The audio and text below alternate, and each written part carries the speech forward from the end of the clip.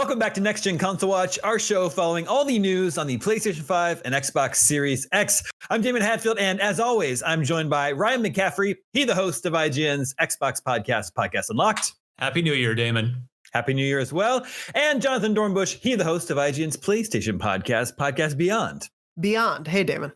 Hello there. And today we're joined by a very special guest, Bo Moore, IGN's executive editor of tech, to report on everything that's been coming out of CES this week. Bo, thank you so much for joining us today. Hey, Damon. Glad to be here. So let's talk TVs. Always new TVs showing off at CES, and the TV is a pretty important part of any gamer's setup. What's different, if anything, about this new crop of 2021 TVs that were announced this week?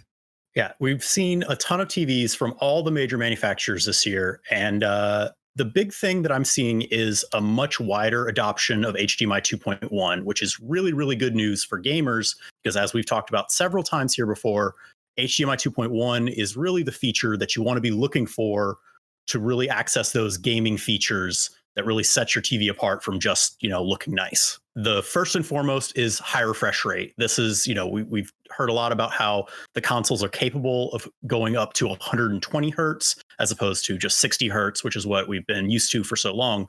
And so if you want to access that high refresh rate, you have to be using HDMI 2.1. And that means these consoles, they ship with an HDMI 2.1 cable, and it's different from most HDMI cables that you've been using so far. And so you definitely want to make sure that you're using the cable that's in the box. And assuming you have a TV that has HDMI 2.1 ports, you want to make sure you're using that HDMI 2.1 port.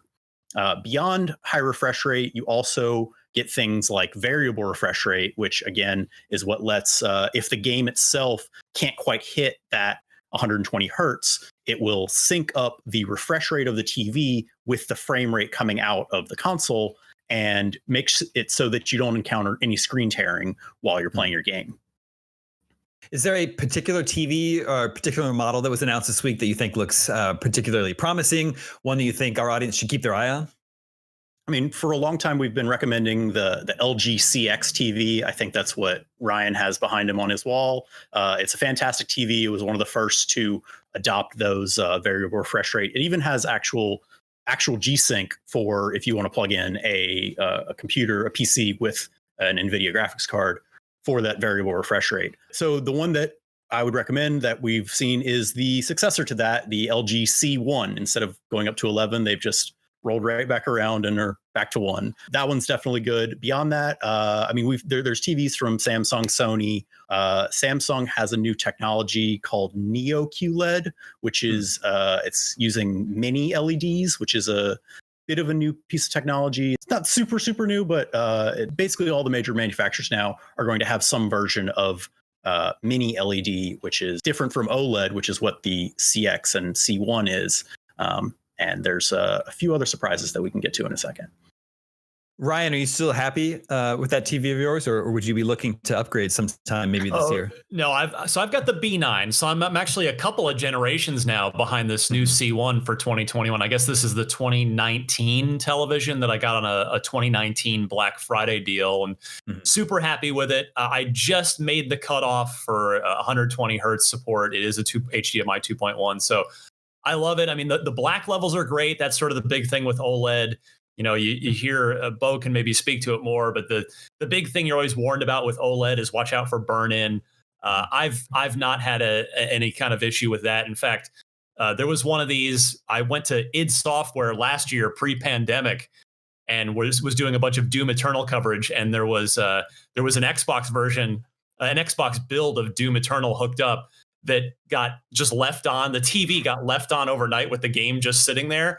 And we came in the next morning and went, whoops. And the TV was fine. No burn in. So it's not to say it can't happen, but I'm not super worried about it. And I am happy that I kind of waited and saved up a little extra budget to go for the OLED. Mm-hmm. Jonathan, how about you? I think you were saying before the start of the taping that you were in the market for a TV maybe later this year. Yeah, I'm definitely, I think, open to one. The last time I purchased a TV was back in early 2018 alongside God of War. I bought a PS4 Pro and a Sony X90J, I believe. And I pretty much bought it because I was in the store. There were 50 different options. This one was near to a PlayStation 4 Pro, said it did enough of the things the PS4 Pro could do, and picked it up, and I've been pretty happy with it. But I think for me, you know, with a PS5 and Xbox Series X, looking at whether it's the last generation or two, last year or so of TVs or these newer TVs, I think sometimes I get caught up in there are just so many buzzwords and jargon thrown around, and sometimes it can be kind of hard to cut through the clutter. So I think going into it for me, it's sort of when I think of a reasonable budget that I have for myself, it's then thinking, okay, what are the actual benefits that I'm going to get out of this that will actually take advantage of the new hardware that I have? Bo and Jonathan, is it odd that Sony doesn't make the best TV to play PlayStation 5 on? It is a little bit strange. I mean, Sony has so right now the new version, Jonathan, to bring it up, is the X90J or 900J. I think there's a slight difference in whether it's US or UK for whether there's that extra zero in there. But yeah, so if you're on the E, you said, then that's several letters down the road is what this year's version of it is. But luckily this new version, as well as the 900H, which was the 2020 model, does have HDMI 2.1. What was kind of interesting is it didn't actually have that 120 hertz and variable refresh rate right out the gate. It was something that was coming in a later software update. At this point, it has been updated to support 120 hertz, but we're actually still waiting for variable refresh rate and some of the other gaming features there. Yeah, while you shop around for TVs, Jonathan, you should keep in mind Samsung has a very attractive option. Is this one 110 inches, the micro LED?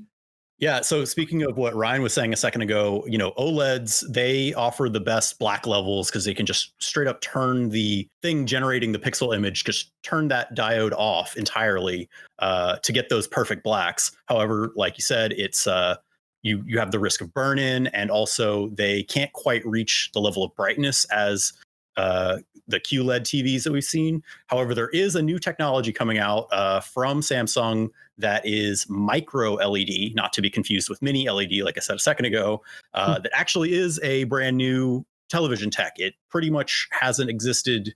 There's been a single instance of it like 10 years ago on an 11-inch screen, but not counting that one, this has not existed in a consumer product. However, it is coming to market this year, and it is in a 110-inch screen, just absolutely gigantic. To put that in perspective for you, I have a 55-inch TV. It takes up a fair bit of my living room.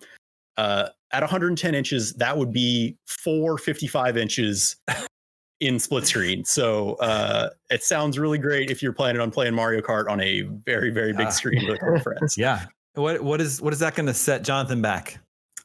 We don't have US pricing just yet, but it was listed for sale in Korea for the Korean equivalent of $156,000. There you go. But to follow up what I was saying about the LED tech is it's micro LED offers kind of the best of both worlds. It gives you that perfect black levels of OLED, but you're not at risk of burn-in, and it can get a little brighter. So we'll hopefully see this come to some much more reasonably priced sets in the future. Jonathan, I think you should treat yourself.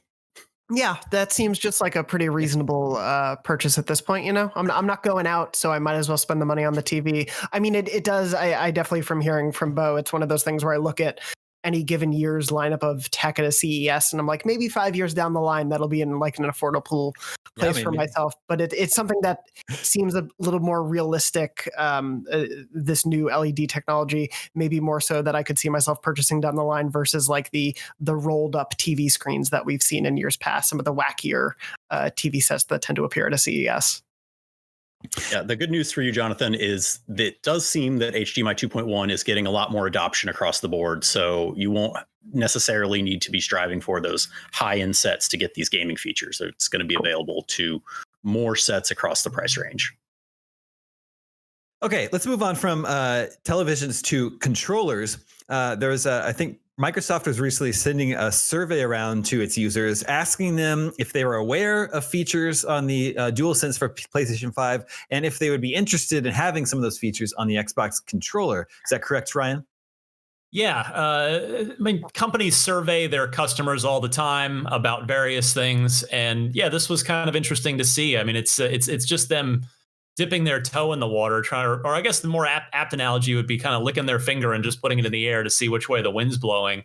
I mean, you might as well check, right? Like, do PlayStation 5 owners, and specifically those that also own Xboxes, do they care about those features that are on the DualSense? And if they do, well, then Microsoft can sort of file that away and look to add them maybe in the next generation Xbox in 5 to 7 years from now.